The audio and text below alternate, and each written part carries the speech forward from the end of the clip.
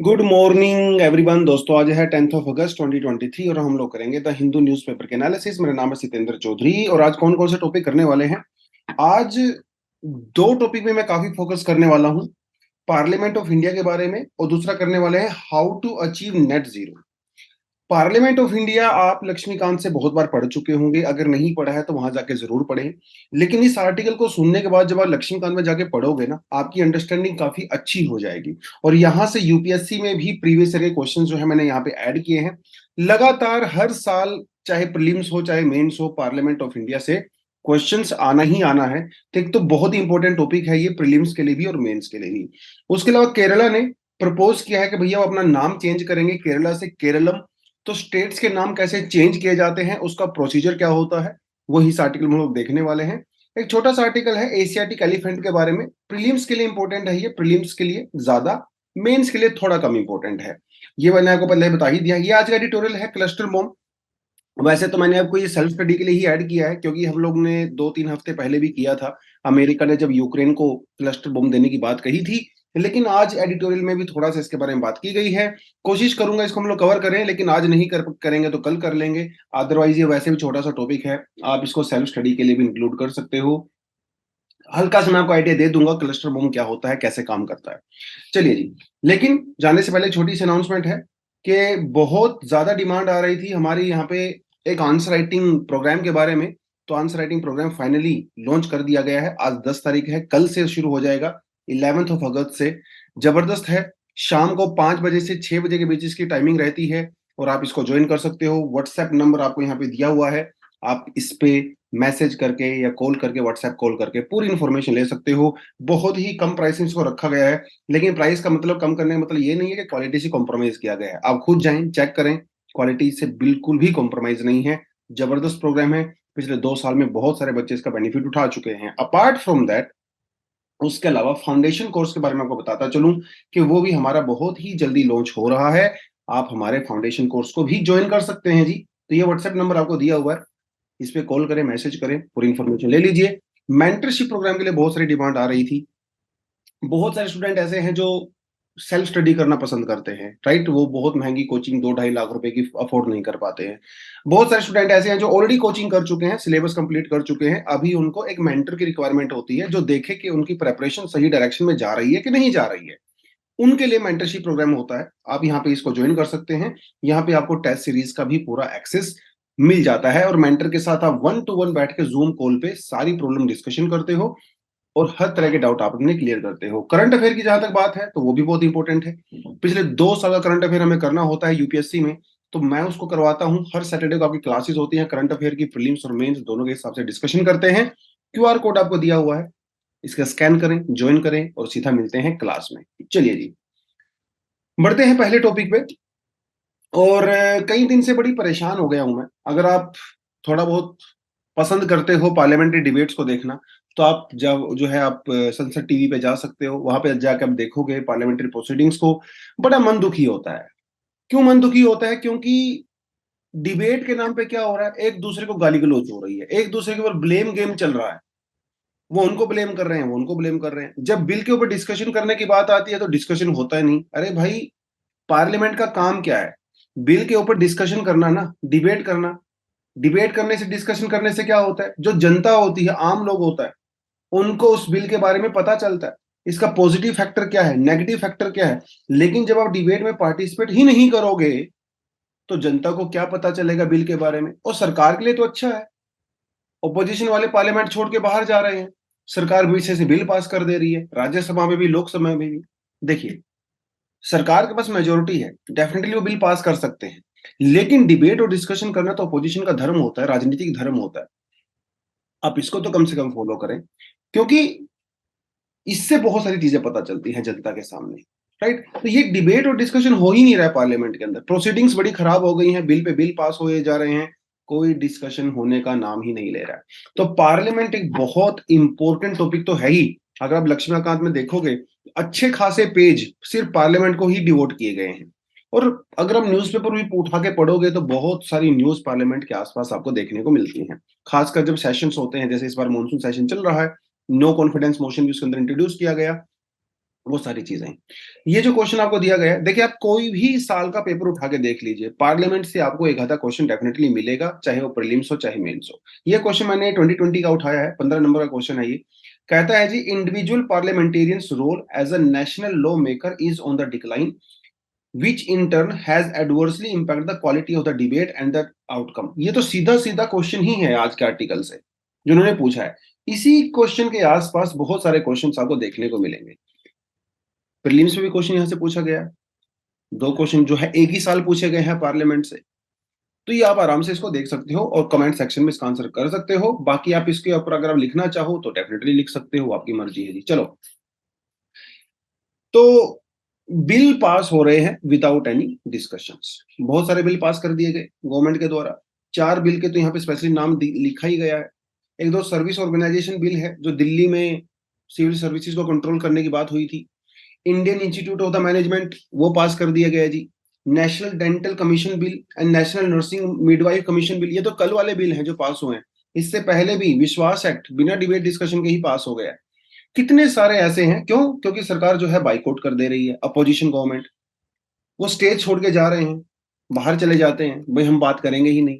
अरे आप बात ही नहीं करोगे तो काम कैसे चलेगा? आपका काम है अपोजिशन का, चाहे कोई भी पार्टी हो, अपोजिशन का काम होता है डिबेट करना, डिस्कशन करना, उस बिल की कमियां जो है वो जनता के सामने लेके आना, राइट? लेकिन ऐसा हो नहीं रहा। थोड़ा सा हिस्ट्री में जाने की रिक्वायरमेंट है। 26 जनवरी 1950 हमारा कॉन्स्टिट्यूशन जो है फॉर्मल तरीके से पास हुआ, उसको हम लोगों ने इंप्लीमेंट किया। बाई कैमरल पार्लियामेंट्री लेजिस्लेशन हम लोगों ने यहाँ पे इंक्लूड किया, मतलब 2 हाउस, लोकसभा और राज्यसभा। ठीक है, राज्यसभा हमारे यहाँ पे परमानेंट होती है, लोकसभा हमारे यहाँ पे टेम्परेरी होती है, जो हर 4-5 साल, 5 साल तो यूजली उसका टाइम होता है, कई बार 5 साल से पहले भी गिर जाती है। एक बार तो हमारी सरकार सिर्फ 13 दिन में ही गिर गई थी, अटल बिहारी वाजपेयी जी की सरकार थी, फिर बाद में फिर से इलेक्शन हुए। प्रेसिडेंट भी पार्लियामेंट के बहुत इंपॉर्टेंट पार्ट होता है, right? Parliament embodies the legislative arm, जहां पे कानून बनाए जाते हैं। बट समस्या तो बहुत सारी है, सिग्निफिकेंस भी बहुत सारा है। पार्लियामेंट, अगर आप देखें, पार्लियामेंट को मिनी नेशन कहा जाता है, miniature of the nation, right? क्योंकि पार्लियामेंट में भी अलग अलग रीजन से, अलग अलग लैंग्वेज से, अलग अलग धर्मों से, अलग अलग कम्युनिटी से, अलग अलग कल्चर्स बैकग्राउंड से जो रिप्रेजेंटेटिव होते हैं वो पार्लियामेंट के अंदर बैठते हैं। तो एक तरह से मिनी नेशन है, और अलग अलग diverse group, ethnic groups, racial linguistic groups को रिप्रेजेंट करता है। और एक रिस्पॉन्सिबल गवर्नमेंट वो जो है दिखाता है पार्लियामेंट। क्योंकि पार्लियामेंट के अंदर क्या है ना, आप सरकार के ऊपर चेक्स रख सकते हो, बैलेंस रख सकते हो, आप उनके ऊपर नजर रख सकते हो, ताकि सरकार रिस्पॉन्सिबल तरीके से काम करे। अगर सरकार इररिस्पॉन्सिबल तरीके से काम करती है तो नो कॉन्फिडेंस मोशन लाके उसको गिराया जा सकता है। तो कहीं ना कहीं पार्लियामेंट के द्वारा आप गवर्नमेंट के ऊपर प्रेशर बनाते हो, राइट? और अथॉरिटेरियनिज्म जो है वो प्रिवेंट होता है। अथॉरिटेरियनिज्म मतलब जब सरकार जो है डिक्टेटरशिप की तरफ बढ़ने लगती है, राइट? उस तरह उस केस में इसको हम लोग बोलते हैं। तो क्योंकि सरकार रिस्पॉन्सिबल होती है पार्लियामेंट के लिए, तो अथॉरिटेरियन जो रूल है वो यहाँ पे नहीं आ पाता। खैर, वो चीजें तो अनफॉर्चुनेटली हमारे यहाँ पे हो ही रही हैं। पार्लियामेंट के फंक्शन क्या क्या है? पार्लियामेंट का कोई एक फंक्शन नहीं है। कुछ लोग बोलते हैं सर पार्लियामेंट का फंक्शन सिर्फ कानून बनाना है। नहीं, ऐसा नहीं है। पार्लियामेंट के बहुत सारे फंक्शन होते हैं। लेजिस्लेटिव फंक्शन ऑफ कोर्स, जिसमें कानून बनाना सबसे इंपॉर्टेंट होता है। एग्जीक्यूटिव फंक्शन भी होते हैं, फाइनेंशियल पावर्स और फंक्शंस भी होते हैं। कॉन्स्टिट्यूशनल पावर्स भी होती हैं जहां पे अमेंडमेंट वगैरह किया जाता है। जुडिशियल पावर भी होती है, ये बड़ा इंपॉर्टेंट है। कुछ स्टूडेंट्स को लगता है नहीं पार्लियामेंट को जुडिशरी से क्या लेना देना है। नहीं, जुडिशियल फंक्शंस भी होते हैं, इलेक्टोरल फंक्शंस होते हैं, और कुछ दूसरे फंक्शंस भी होते हैं।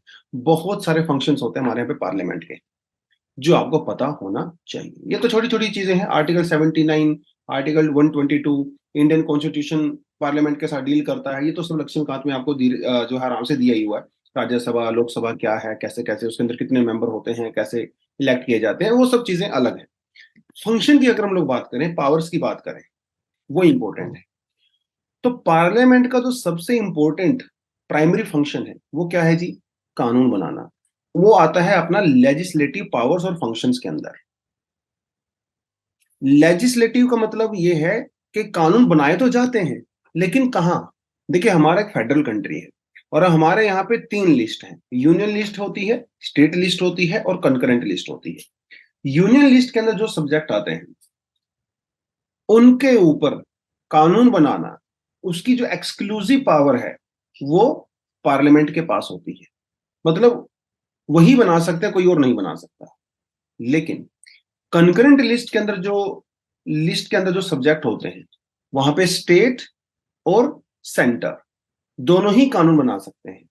लेकिन मान लो किसी कंकरेंट लिस्ट के अंदर कोई सब्जेक्ट है, उसके ऊपर मान लो किसी स्टेट ने कानून बनाया हुआ है और उसी के ऊपर पार्लियामेंट ने भी बना दिया। अगर पार्लियामेंट उसी सेम सब्जेक्ट के ऊपर कानून बनाता है तो वो स्टेट वाले कानून को ओवरराइड कर देता है। यानी कि पार्लियामेंट जो है वहां पे ज्यादा प्रेफरेंस दी जाती है rather than the state legislature. जब तक पार्लियामेंट नहीं बनाती कोई बात नहीं, स्टेट वाला कानून ही चलता है उस स्टेट के अंदर। उसके अलावा जो सब्जेक्ट यूनियन लिस्ट के अंदर और कंकरेंट लिस्ट में नहीं होते हैं, रेजिडरी सब्जेक्ट होते हैं, उसकी पावर भी पार्लियामेंट के पास होती है। राइट। उसके अलावा जो इंटरनेशनल अग्रीमेंट्स होते हैं उनको देश में कैसे इंप्लीमेंट किया जाए, उसकी पावर भी पार्लियामेंट के पास होती है। राइट। एक तो आपको ये पता होना चाहिए। अपार्ट फ्रॉम दैट, अगर हम लोग बात करें स्टेट लिस्ट की, कि क्या स्टेट लिस्ट के अंदर जो सब्जेक्ट हैं वहां पे भी क्या हमारी पार्लियामेंट कानून बना सकती है? बिल्कुल बना सकती है, 100% बना सकती है। लेकिन उसके लिए होते हैं जी स्पेशल प्रोविजंस। जैसे नेशनल इमरजेंसी है, उस केस में स्टेट लिस्ट की पावर पार्लियामेंट के पास चली जाती है इमरजेंसी वाली सिचुएशन में, या फिर प्रेसिडेंट रूल लगा हो उस केस में भी पावर्स जो है वहां पे चली जाती हैं। तो ये तो थोड़ा आपको पता होना चाहिए। चलिए अब बात करते हैं एग्जीक्यूटिव पावर की। लेजिस्लेटिव पावर का मतलब होता है कानून बनाना, एग्जीक्यूटिव का मतलब होता है कानून को इंप्लीमेंट करना, एग्जीक्यूट करना। तो ये भी पार्लियामेंट का काम होता है। The parliament exercise control over the executive by several measures. जैसे no confidence motion. No confidence motion का क्या मतलब है? कि जो पार्लियामेंट है वो सरकार के ऊपर प्रेशर बना रही है, उसको कंट्रोल कर रही है। इवन पार्लियामेंट कैबिनेट को, जो कि एग्जीक्यूटिव का पार्ट होता है, उसको आउट ऑफ पावर भी कर सकती है। जैसे नो कॉन्फिडेंस मोशन, अगर नो कॉन्फिडेंस मोशन जो अपोजिशन के द्वारा इंट्रोड्यूस किया गया, अगर वो सरकार हार जाती है, उसको पास नहीं करवा पाती है, बेसिकली आप ये कह लीजिए, या उसको हार जाती है, तो सरकार को रिजाइन देना पड़ता है। तो ये भी पावर होती है पार्लियामेंट के पास। यानी कि जो सरकार होती है वो पार्लियामेंट के लिए रिस्पॉन्सिबल होती है। तो नो कॉन्फिडेंस मोशन एक बड़ा ही इंपॉर्टेंट फैक्टर यहाँ पे आता है। एडजर्नमेंट मोशन कितनी जबरदस्त पावर है। मान लो देश के अंदर कोई अचानक से ऐसा मुद्दा आ गया जिसके ऊपर अर्जेंट पब्लिक इंटरेस्ट की रिक्वायरमेंट है, जिसके अंदर इमीडिएटली आपको डिस्कशन करने की रिक्वायरमेंट है, तो उस केस में अर्जेंटमेंट मोशन भी इंक्लूड किया जा सकता है। जैसे इस बार मणिपुर वाले केस में बड़ा डिमांड किया गया अर्जेंटमेंट मोशन की। कई बार अर्जेंटमेंट मोशन जो है बुलाए जाते हैं। जैसे जब, एक एग्जांपल आपको दे देता हूं, जैसे अन्ना हजारे जी का जब मूवमेंट चल रहा था, जो अर्जेंटमेंट मोशन लेके आया गया था और जो लोकपाल वाला मुद्दा था उसके ऊपर डिस्कशन किया गया था। एक रात भर डिस्कशन किया गया था, रात को 2 बजे तक डिस्कशन किया गया था। ये भी पार्लियामेंट की पावर होती है कि वो सरकार को मजबूर कर सकती है ऐसे मुद्दे के ऊपर डिस्कशन करने के लिए जो कि बहुत अर्जेंट रिक्वायर्ड होता है। उसके अलावा हमारे पास बहुत सारी यहाँ पे कमिटीज भी होती हैं। राइट। उन कमिटीज के अंदर भी बहुत सारी डिस्कशंस की जाती हैं, क्योंकि पार्लियामेंट हर चीज को डिस्कशन नहीं कर सकता, क्योंकि टाइम की कमी होती है, तो वो कमिटीज वगैरह भी वहां पे बनाई जा सकती हैं। बड़ी इंपॉर्टेंट पावर है। फाइनेंशियल पावर हमारे पास होती है पार्लियामेंट के पास, क्योंकि no tax can be levied or collected and no expenditure can be incurred by the executive except under the authority and the approval of the parliament।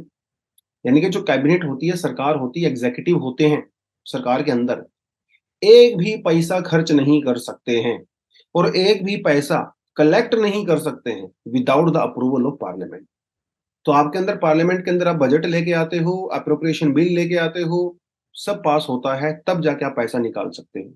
और government की जो scrutiny, जो expanding होती है, वो भी फाइनेंशियल कमिटीज के द्वारा उसको स्क्रूटनाइज किया जाता है, टाइम टू टाइम ऑडिट किया जाता है सरकार के बजट को, उसके खर्चे को, इनकम को। बड़ी इंपॉर्टेंट पावर है पार्लियामेंट के पास। बजट भी आप पार्लियामेंट के थ्रू ही पास कर सकते हो, तो भैया अदरवाइज तो नहीं हो पाएगा। ये कितनी important financial powers. Judicial power भी है। प्रेसिडेंट को इम्पीच करना होता है तो वो आप कहां से कर सकते हो, सिर्फ पार्लियामेंट के थ्रू ही कर सकते हो। वाइस प्रेसिडेंट को हटाना होता है उनके ऑफिस से, वो भी आप पार्लियामेंट के द्वारा ही कर सकते हो, right. It can recommend the removal of the जजेस even including the chief justice of India. उनको अगर हटाना हो, हाई कोर्ट के जजेस को अगर हटाना हो, चीफ इलेक्शन कमिश्नर को हटाना हो, स्कैग को हटाना हो, कौन कर सकता है? ओनली पार्लियामेंट कर सकता है। इवन जो पार्लियामेंट के अंदर मेंबर ऑफ पार्लियामेंट होते हैं, अगर वो प्रिविलेज को ब्रीच करते हैं, कंटेम्प्ट करते हैं, वो भी, उनको भी डिसमिस किया जा सकता है पार्लियामेंट के द्वारा।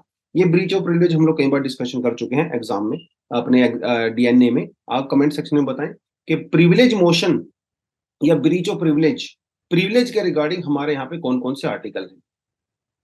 कॉन्स्टिट्यूशन में प्रिविलेज को लेकर कोई आर्टिकल नहीं है, लेकिन जो रूल्स हैं पार्लियामेंट के, राइट, उनके अंदर मेंशन किया गया है। तो आप मुझे बताओगे कमेंट सेक्शन में, क्योंकि कई बार इसको मैं आपको करवा चुका हूं। उसके अलावा अमेंडिंग पावर, भैया कॉन्स्टिट्यूशन कौन अमेंडमेंट कर सकता है? स्टेट तो नहीं कर सकते, सिर्फ और सिर्फ पार्लियामेंट ही कर सकता है, राइट। इवन फंडामेंटल राइट को भी आप अमेंड कर सकते हो। हाँ, वो बात अलग है कि आप बेसिक स्ट्रक्चर को चेंज नहीं कर सकते, लेकिन अमेंडिंग पावर सिर्फ पार्लियामेंट के पास होती है। और कितनी बार अमेंडमेंट हमारे यहाँ पे किए गए? बहुत सारे। Electoral functions, parliament takes part in the election of the president and the vice president, ये भी उसका बड़ा इंपॉर्टेंट इलेक्टोरल फंक्शन है। President can be removed by the resolution passed by the Rajya Sabha, agreed by the Lok Sabha. Electoral function कितने important है। उसके अलावा और भी बहुत सारी पावर्स हमारे यहाँ पे आती हैं, या फंक्शन जो है पार्लियामेंट के होते हैं। तो देखिए यहाँ पे लिखा हुआ है, parliament is a nation in the miniature, इसे मिनी नेशन भी कहा जाता है। इवन एजुकेशनल फंक्शन भी होता है पार्लियामेंट का। जो पार्लियामेंट्री डिबेट और डिस्कशंस होती हैं, तो ये जनता के सामने ही तो जाती हैं, टीवी के ऊपर लाइव डिबेट होता है, पार्लियामेंट्री डिबेट्स का रिटन डॉक्यूमेंट होता है। अब तक जितनी पार्लियामेंट्री डिबेट्स हुई है, सबका रिटन डॉक्यूमेंट आपके पास है, आप जाके उनको पढ़ सकते हो। नेशन जब देखते हैं, लोग देखते हैं, तो उसके थ्रू उनको एजुकेशन मिलती है, लोगों को नए नए बिल्स के बारे में पता चलता है, उनकी पॉजिटिव साइड, उनकी नेगेटिव साइड, वो सब आपको पता चलती है। एजुकेशनल पावर भी होती है पार्लियामेंट के पास। उसके अलावा स्टेट्स यूटीज की बाउंड्रीज वगैरह चेंज करना हुआ, नाम चेंज करना हुआ, वो सब भी यहाँ पे होती है। तो it's an organ of information as well. But समस्या है कि पार्लियामेंट जिस पर्पज से बनाई गई थी वो फुलफिल नहीं हो रहा है। बहुत सारे इश्यूज हैं पार्लियामेंट्री फंक्शन के साथ। पीआरएस की जो लेजिस्लेटिव रिपोर्ट है वो क्या कहती है? कहती है कि भैया पुराने जमाने के कंपैरिजन में 1950 अगर आप कंपेयर करो, पार्लियामेंट आज के टाइम पे कम दिन के लिए बैठती है और कम बिल पास होते हैं। अरे बिल तो पास तब होंगे ना जब बैठ के डिबेट डिस्कशन करोगे। 1952 से लेके 70 के बीच में 121 दिन साल में पार्लियामेंट्री सिटिंग होता था। 2000 के बाद से ये सिर्फ 68 डेज हो गए। आप सोच के देखिए, कहाँ 121 दिन, कहाँ पे ओनली 68 डेज, बहुत ही कम। उसके अलावा पार्लियामेंट में लगातार एडजर्नमेंट होती रहती है, राइट। दिन में 2 घंटे सेशन चलता है, फिर वो एडजर्नमेंट हो जाता है। कभी कभी तो दिन में 15 मिनट सेशन चलता है, जैसे ही पार्लियामेंट ओपन होती है गाली गलौज शुरू हो जाता है, और जो स्पीकर साहब है वो एडजर्नमेंट कर देते हैं, चलो जाओ यहाँ से। इस तरह की चीजें होती हैं। वेस्टेज ऑफ टाइम बहुत ज्यादा हो रहा है, बहुत ज्यादा वेस्टेज ऑफ टाइम हो रहा है, प्रोडक्टिविटी आ ही नहीं पा रही है। Less scrutiny of the bills and the government policies. जब डिबेट और डिस्कशन ही नहीं करोगे तो सरकार के ऊपर स्क्रूटनी कैसे रख सकते हो? नहीं रख पाओगे। सरकार भी क्या करती है, बहुत बार ऑर्डिनेंस के थ्रू कानून लेके आती है, rather than the parliamentary debates. ये भी एक बहुत बड़ा इशू है। और स्टैंडिंग कमेटी के पास बिल्स नहीं जाते हैं, स्टैंडिंग कमेटी पे ज्यादा स्क्रूटनी होती है, तो सरकार क्या करती है, कई बार उसको बाईपास करने की कोशिश करती है। कई सारे कानून ऐसे हमारे यहाँ पे जो एज अ मनी बिल, जैसे आधार बिल, उसे मनी बिल की तरह पेश किया गया, क्योंकि मनी बिल में अपोजिशन या राज्यसभा के पास पावर नहीं होती है, तो सरकार बहुत बार उसको बाईपास करने के लिए as a money bill introduce करती है, जो कि एक गलत प्रैक्टिस है। Less number of the bill sent to the committee, जैसे मैंने आपको बता ही दिया। तो these are many issues with our parliamentary functions. लेकिन क्या कर सकते हैं? Parliament can change its rules to give MPs more teeth in questioning the government. अब होता क्या है, पार्टीज अपने अपने मेंबर ऑफ पार्लियामेंट को व्हिप इशू कर देती हैं, क्योंकि अगर आप व्हिप को फॉलो नहीं करोगे तो आपके ऊपर एंटी डिफेक्शन लॉ लग जाएगा भैया। तो मेंबर ऑफ पार्लियामेंट अपने मन की बात नहीं बोल सकते, अपने मन से वोटिंग नहीं कर सकते, क्योंकि उनको डिस्क्वालीफाई होने का खतरा रहता है। तो एक तो मेंबर ऑफ पार्लियामेंट को आप और ज्यादा यहाँ पे पावर दीजिए, ताकि वो ज्यादा डिस्कशंस वगैरह कर सके। जो कमिटीज वगैरह बनाई जाती हैं, स्टैंडिंग कमिटीज वगैरह, पार्लियामेंट्री कमिटीज, उनके अंदर उनको ज्यादा थोड़ा सा आप पावर दे सकते हो, right. The government can amend the rules of the procedure of the both houses of the parliament under Article 118 Indian Constitution. It will make it mandatory to refer bill to the parliamentary committee. अभी क्या होता है, सरकार चाहे तो parliamentary committee को refer करती है, अगर नहीं चाहिए तो नहीं करती है। ऐसा मैंडेटरी कर देना चाहिए कि कोई भी बिल जब इंट्रोड्यूस होता है तो पार्लियामेंट्री कमेटी के पास जाएगा ही जाएगा। इससे होता क्या है, उस बिल के ऊपर बेटर स्क्रूटनी हो सकती है, क्योंकि पार्लियामेंट्री कमेटीज में सिर्फ सरकार के लोग नहीं होते हैं, अपोजिशन के मेंबर भी होते हैं, बेसिकली हर पार्टी का रिप्रेजेंटेशन होता है। तो ज्यादा उसके अंदर एक्सपर्ट्स भी होते हैं, तो डिस्कशन डिबेट कर सकते हैं बेटर तरीके से। तो ये कुछ चीजें जो है आप डेफिनेटली कर सकते हो। एक लेजिस्लेटिव इम्पैक्ट असेसमेंट भी होना चाहिए, जो टाइम टू टाइम जनता को ये बताए कि देखो भाई, आपकी पार्लियामेंट इतने दिन चली, ये बिल पास हुए, ये नहीं हुए, क्यों नहीं हुए, वो सब चीजें आप कर सकते हो। शेडो कैबिनेट का जो कॉन्सेप्ट ब्रिटेन के अंदर होता है, वो भी हम लोग यहाँ पे इंट्रोड्यूस कर सकते हैं। ये कुछ चीजें आप देख सकते हो। तो पूरे पार्लियामेंट के बारे में छोटी छोटी चीजें हैं। अब जाके आप लक्ष्मीकांत पढ़ोगे ना इस कंटेंट के साथ, तो आपको बेटर जो है अंडरस्टैंडिंग हो जाएगी पार्लियामेंट की। चलिए जी, आगे बढ़ते हैं। Change states name to the Keralam assembly resolution urges centre. तो केरला असेंबली ने बेसिकली एक रेजोल्यूशन पास किया है, जिसमें उन्होंने सेंट्रल गवर्नमेंट को रिक्वेस्ट किया है कि साहब, केरला का नाम चेंज करके केरलम कर दिया जाए। तो सेंटर को रिक्वेस्ट क्यों कर रही है? क्योंकि स्टेट्स का नाम चेंज करने के लिए आपको पार्लियामेंट के रूट के थ्रू आना पड़ता है, इसीलिए उन्होंने सेंट्रल गवर्नमेंट को रिक्वेस्ट किया है। क्योंकि अगर आपको स्टेट का नाम चेंज करना है तो first schedule of Indian constitution के अंदर वो नाम होगा, और शेड्यूल को चेंज करने की पावर किसके पास होती है? सिर्फ पार्लियामेंट के पास होती है। States were formed based on the language on the November 1, 1956। क्या हुआ था? आंध्र प्रदेश को हम लोगों ने लैंग्वेज के बेसिस पे सबसे पहले अलग किया था, फिर केरला को कर दिया गया, तमिलनाडु को कर दिया गया on the basis of the language. तो शेड्यूल 1 के अंदर कई बार चेंजेस हो चुके हैं। आर्टिकल 3, आर्टिकल 4 के अंदर आपको चेंजेस करने की रिक्वायरमेंट होती है। तो शेड्यूल 1 के अंदर इसलिए आर्टिकल 1, 2, 3, 4 4 आर्टिकल आते हैं। खैर, ये तो थोड़ी सी इंफॉर्मेशन हो गई, बट प्रोसीजर एक्चुअली में क्या होता है? तो procedure of the renaming of the state can be initiated by the parliament और द स्टेट लेजिस्लेचर। दोनों ही इनिशिएटिव ले सकते हैं। जैसे इस बार केरला ने लिया। कई बार पार्लियामेंट खुद स्टेट्स का नाम चेंज करने में इंटरेस्टेड होती है, तो उसमें पार्लियामेंट भी कर सकती है, क्योंकि यहाँ पे आर्टिकल 3 और आर्टिकल 4 इन दोनों के अंदर चेंजेस करने की रिक्वायरमेंट होती है, जो कि शेड्यूल 1 के अंदर आते हैं।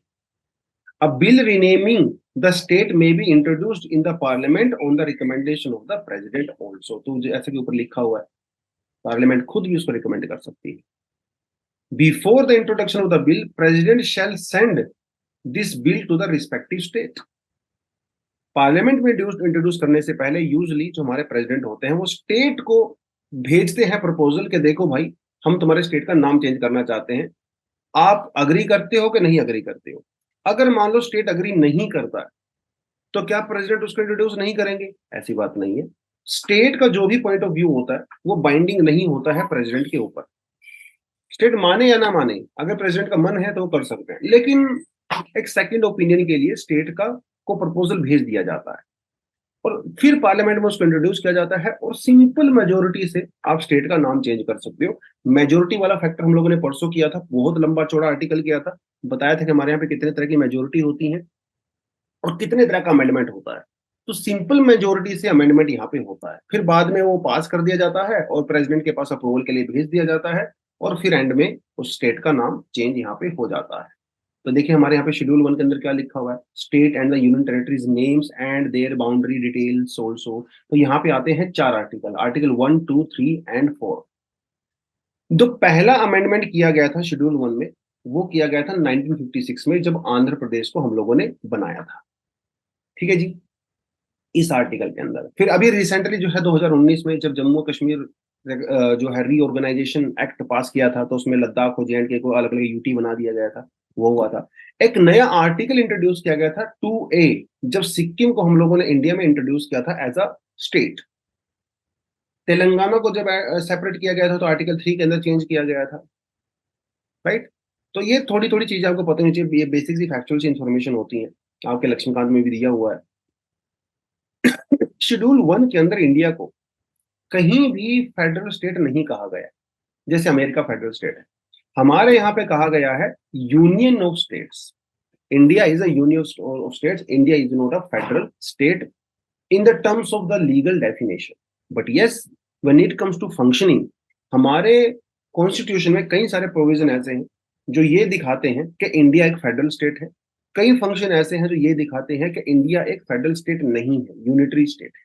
तो दोनों ही लक्ष्मीकांत के अंदर अच्छे से मेंशन किया गया है, तो थोड़ा सा वहां से भी जाके आराम से पढ़ सकते हैं। तो कुछ फीचर हमारे यहाँ पे फेडरल वाले हैं, कुछ हमारे यहाँ पे नॉन फेडरल वाले हैं, इसीलिए इंडिया को कहा जाता है quasi federal state.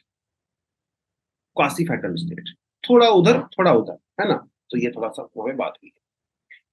Number of elephants in the Karnataka goes by 364 from the last count touches 6395। तो केरला में, इंडिया में अभी सबसे ज्यादा यू नो elephants basically.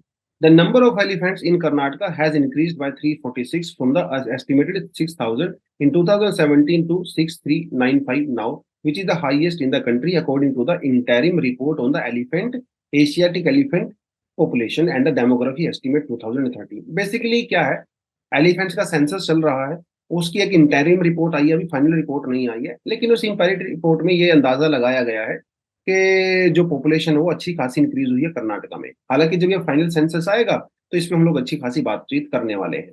बात अगर करें एलिफेंट्स की, तो दो तरह के एलिफेंट्स पाए जाते हैं, एक होता है एशियाटिक एलिफेंट, दूसरा होता है अफ्रीकन एलिफेंट। एलिफेंट्स के बारे में क्वेश्चन ऑलरेडी यूपीएससी में 2-3 बार आ चुके हैं, अगर आप प्रीवियस क्वेश्चन देखोगे तो आपको पता चल जाएगा। जो एशियाटिक एलिफेंट होता है वो अफ्रीकन एलिफेंट से साइज में थोड़ा सा छोटा होता है, ठीक है। एशियाटिक एलिफेंट की भी 3 वैरायटी होती है, इंडियन, सुमात्रन और श्रीलंकन। जो इंडियन सब स्पीसीज होता है इसकी रेंज सबसे ज्यादा होती है, ये मतलब ज्यादा एरिया में फैला हुआ है। जो ग्लोबल पॉपुलेशन की बात करें तो 20,000 से 40,000 तक की हो सकती है। Compare to African bush elephant, Asiatic elephant is little bit smaller.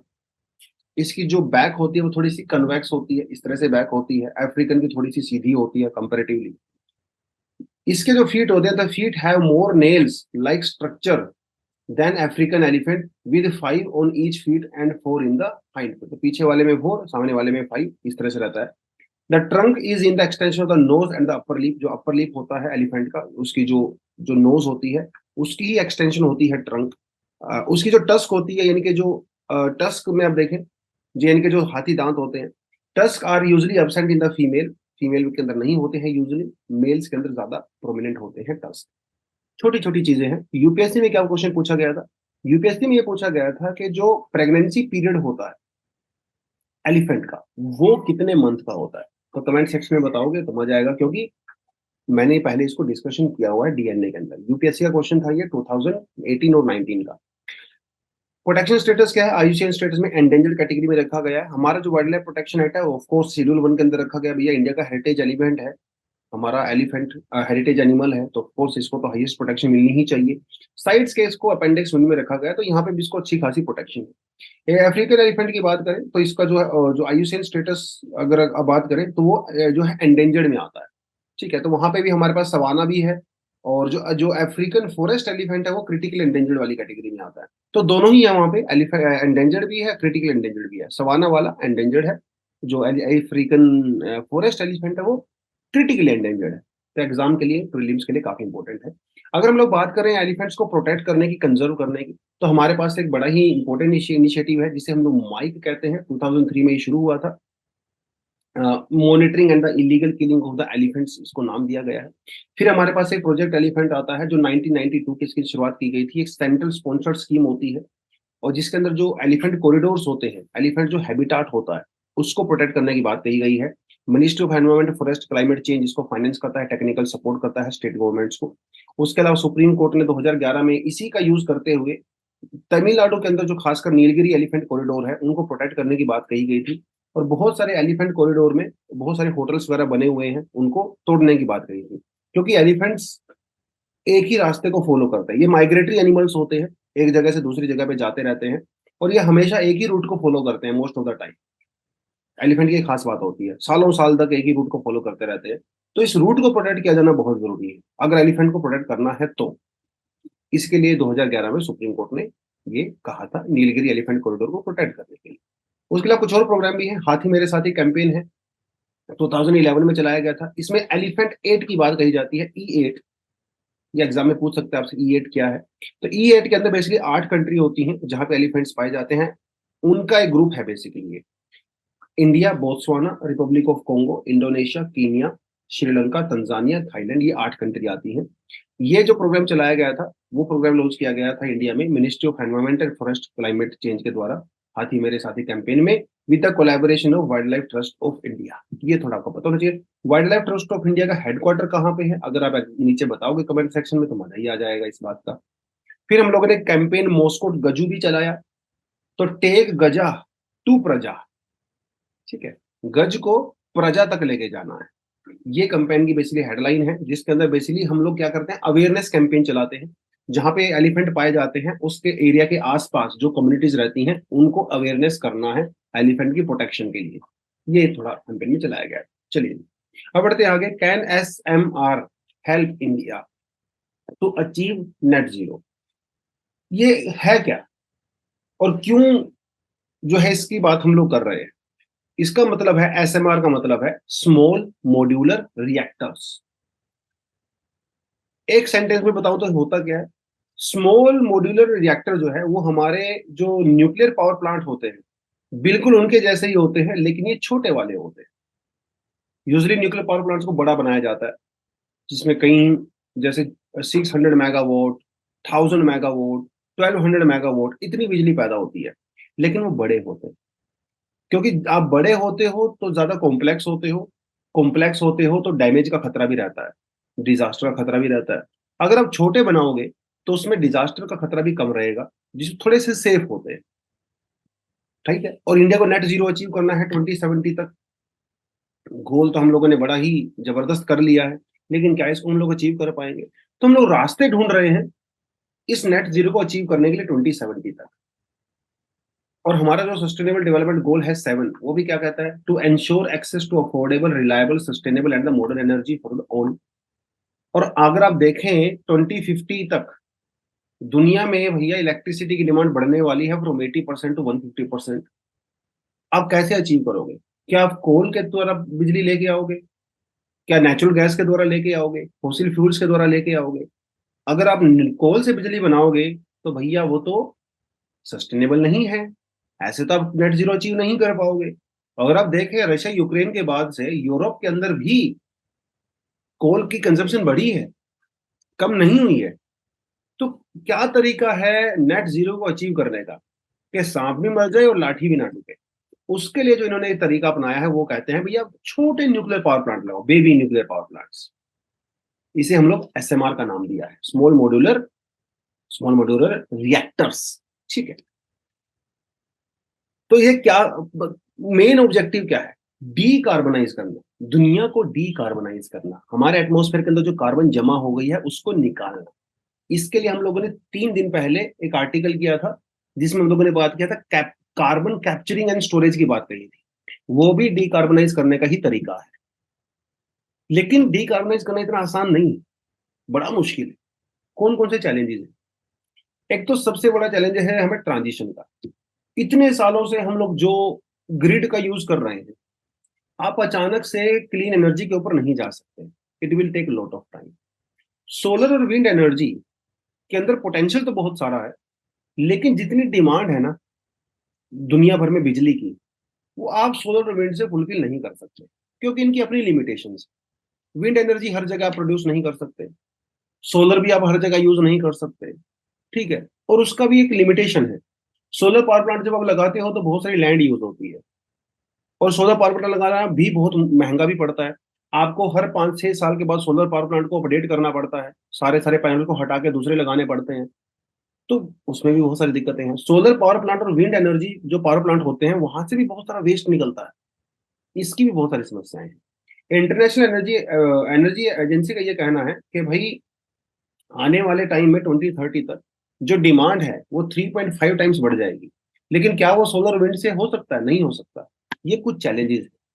Solar और विंड लगाने के लिए आपको बहुत सारा कैपिटल इन्वेस्टमेंट करना पड़ता है, जमीनें खरीदनी पड़ती हैं, बहुत सारी मशीनें आपको खरीदनी पड़ती हैं, बहुत समस्याएं हैं। Even solar wind power plant लगाने के लिए जो मटेरियल यूज होता है उसके अंदर बहुत सारी क्रिटिकल मिनरल्स यूज होते हैं, रेयर अर्थ एलिमेंट्स यूज होते हैं, उसके लिए आपको अलग से माइनिंग करनी पड़ेगी। तो अगर देखिए, solar power plant wind power plant आप लगाते हो तो बिजली को कहाँ स्टोर करोगे? वो तो बैटरी में करोगे ना, डायरेक्ट तो आप नहीं नहीं डाल सकते। अब देखो, चलो मान लो दिन की बात है, दिन में तो सोलर एनर्जी से आप बिजली ले सकते हो, लेकिन रात को क्या? रात के लिए इसको स्टोर करना पड़ता है। स्टोर कहाँ पे करोगे? बैटरी में करोगे। बैटरी में क्या यूज होता है? रेयर अर्थ एलिमेंट्स यूज होते हैं, तो उसके लिए आपको माइनिंग करनी पड़ेगी। और रेयर अर्थ एलिमेंट की माइनिंग जहां पे की जाती है वहां पे एनवायरमेंटल डिस्ट्रक्शन होता है, तो घुमा फिरा के कहीं ना कहीं आप डिस्ट्रक्शन कर ही रहे हो। ये अलग से समस्याएं हैं। सो environmental and the social impact होते हैं। अगर आप अफ्रीकन कंट्री में जाओ जहाँ पे कोबाल्ट की माइनिंग होती है, बहुत सारे छोटे छोटे बच्चों को वहां पे एज अ लेबर के तौर पे काम करवाया जाता है। लार्ज स्केल ह्यूमन राइट वहां पे वायलेशन होता है, लेबर राइट्स की वहां पे कोई धज्जियां उड़ाई जाती हैं बेसिकली। ये अलग से समस्याएं हैं। सोल्यूशन क्या है? न्यूक्लियर पावर, छोटे न्यूक्लियर प्लांट्स। लेकिन इसकी भी अपनी अच्छी चीजें हैं, अपनी खराब चीजें हैं। न्यूक्लियर पावर की अच्छी चीज तो सीधी सी बात यह है कि भैया साफ सुथरा होता है ना, एनवायरमेंटल फ्रेंडली होता है, इसमें कोई कार्बन वार्बन ग्रीन हाउस गैसेज रिलीज नहीं होती। ये बड़ी अच्छी चीज है। और इस समय दुनिया का 10% वर्ल्ड इलेक्ट्रिसिटी डिमांड जो है वो आप न्यूक्लियर प्लांट से फुलफिल कर रहे हो। अगर ये न्यूक्लियर पावर प्लांट ना होते, इसका मतलब आपको कोयले से यूज करना पड़ता, और कितनी सारी कार्बन डाइऑक्साइड रिलीज कर देते।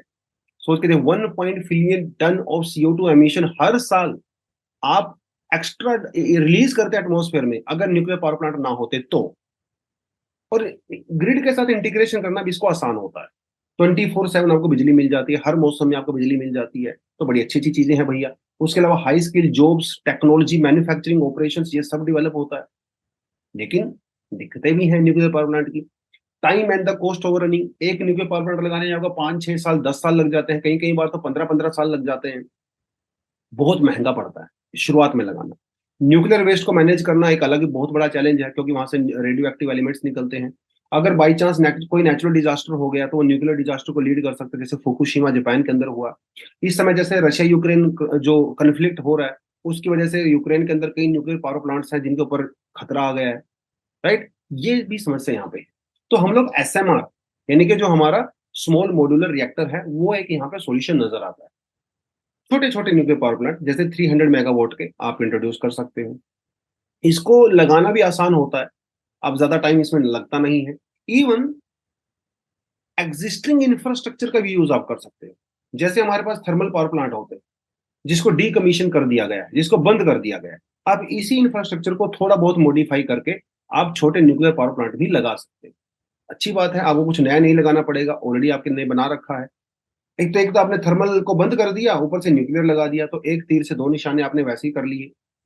और क्योंकि छोटे होते हैं तो सीज्मिक एक्टिविटी, मान लो कोई अर्थक्वेक वगैरह भी वहां पे आता है, तो आप उसको इजिली मैनेज कर सकते हैं। Most land based SMR design require low enrichment uranium.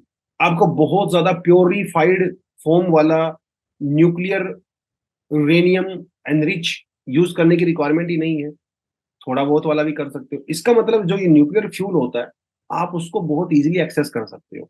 तो बड़ी अच्छी बात है इंडिया के लिए तो ये, राइट, क्योंकि हम लोग NSG ग्रुप का तो मेंबर नहीं है अनफॉर्चुनेटली। तो कुछ लिमिटेड ही कंट्री ऐसी हैं जो इंडिया को यूरेनियम देती है। तो छोटे पावर प्लांट लगा के हम लोग उस चीज को भी, जो दिक्कत है उसको भी दूर कर सकते हैं। ठीक है, to ensure safety, security, safeguard, control of the nuclear fuel and radioactive waste must continue with the government of India. ठीक है, तो आप यहाँ पे प्राइवेट सेक्टर को भी इन्वॉल्व कर सकते हो डेफिनेटली ऑपरेशन करने के लिए। लेकिन जो वेस्टेज वगैरह का जो मैनेजमेंट होती है वो गवर्नमेंट ऑफ इंडिया उसको आराम से कर सकती है। तो ये कुछ चीजें हैं जो SMR एक इंडिया के लिए बड़ी अच्छी अपॉर्चुनिटी लेके आता है। उसके लिए एक छोटा सा एडिटोरियल हमारे पास है, क्लस्टर बॉम्ब वाला। ये मैं आपको ज्यादा डिस्कशन में नहीं जाऊंगा, क्योंकि हम लोगों ने 3-4 दिन पहले भी इसको किया था, वही सेम कंटेंट मैंने आपको यहाँ पे ऐड किया है। क्लस्टर बॉम्ब बेसिकली कैसा होता है, ये बहुत बड़ा बॉम्ब होता है। जिसके अंदर छोटे-छोटे बॉम्ब जो हैं वो होते हैं, इसके अंदर भरे हुए होते हैं एक तरह से। जैसे आपका जो हमारा मोमोज़ होता है, उस मोमोज़ के अंदर स्टफ़ भरा होता है। इसी तरह से ये क्लस्टर बॉम्ब होता है जिसके अंदर छोटे-छोटे बॉम्ब भरे होते हैं। तो जब ये बॉम्ब कहीं पे जाता है, तो ये ओपन हो जाता है हवा में और ये जो छोटे-छोटे बॉम्ब हैं, वो पूरे एरिया में फैल जाते हैं। वो बाद में जाके ब्लास्ट होते हैं। कई वाले तो तुरंत हो जाते हैं, कई वाले बहुत लेट होते हैं। ये जैसे अंडे देती है ना? कोई ज अंडे की तरह होते हैं बेसिकली, इसके अंदर अंडे भरे होते हैं। एक स्नेक होता है, उसके अंदर से छोटे-छोटे बच्चे निकलते हैं। आप किसी भी से कंपेयर कर सकते हो। ये दिक्कतें होती हैं। तो इस समय यूएसए ने यूक्रेन यूक्रेन को प्रॉमिस किया है कि उसको क्लस्टर बम देगा। यूएसए ने पहले भी वियतनाम में भी, अफ़गानिस्तान में भी, इराक में भी क्लस्टर बम का यूज़ किया है। वियतनाम में जो क्लस्टर बम का यूज़ किया गया था, वो आज तक खतरा बना हुआ है। कई बार बच्चे इन क्लस्टर बम को घर पे उठा के ले आते हैं, वो ब्लास्ट हो जाते हैं। क्योंकि ये गारंटी नहीं होती है कि वो तुरंत फट जाएँगे।